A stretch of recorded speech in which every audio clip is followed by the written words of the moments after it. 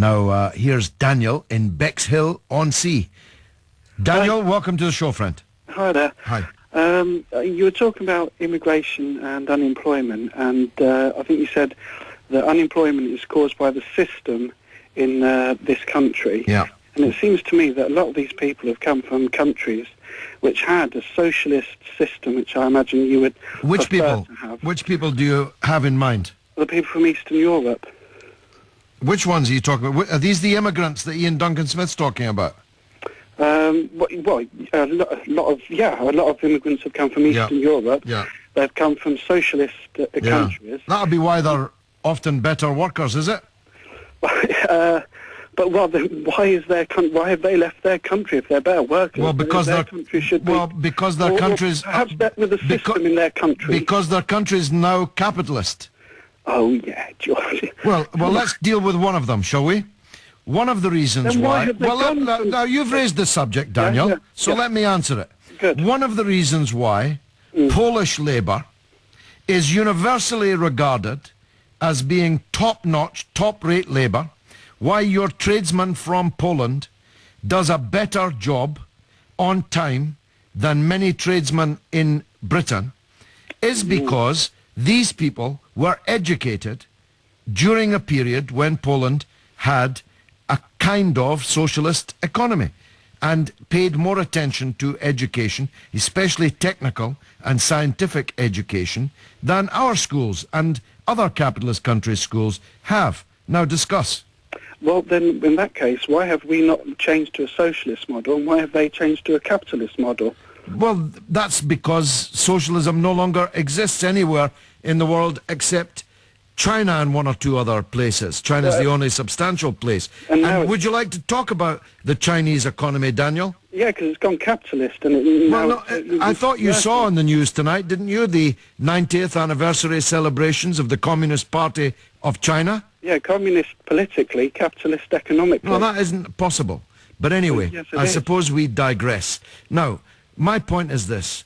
The capitalist system, which exists in Eastern Europe and in Western Europe, is the reason for unemployment. Well, then why have they gone from one capitalist country to another one? Because and why have they gone from one that was socialist once to one that has never been socialist? Well, the fact that it was socialist once is completely logically immaterial in this debate. No, it proves that socialism retarded their economy and their standards of life that they, even 10 years after it was abolished, they want to leave the place. Well, it's actually 20 years since it was abolished, which makes your entire argument odious.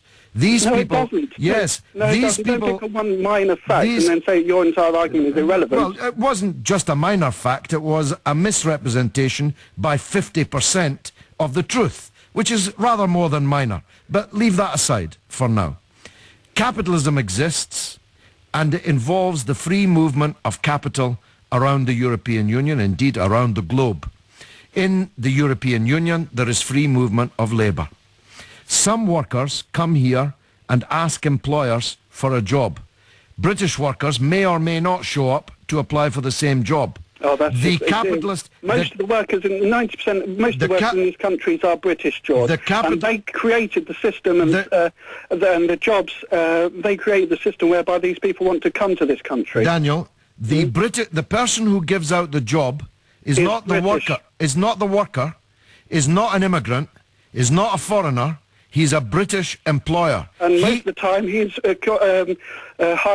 was hiring British people, and Roger Daltrey of The Who recently blamed cheap labour from Eastern Europe for the decline of the British working class. Well, I don't know if Roger Daltrey did do that. If he did, I'd riposte one of his own lines. Don't get fooled again, Daniel, in Bexhill-on-Sea. I think I know where you're coming from. And I think the listeners do as well. My point is this. It's a capitalist who gives out the job. He gives it to the worker who he believes will generate the most profit for his capitalist business. Hence my criticism of capitalism. Daniel, Do I have a point or not? No, you don't. The capitalist countries give so much away in aid and charity, often to countries that were suffered under socialism and communism, a system which you prefer and is slowly being extinguished around the world.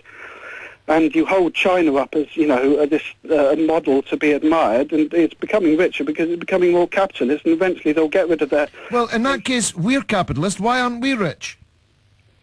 Well, people are coming to this country to get richer, George. No, I mean, your argument is utterly illogical.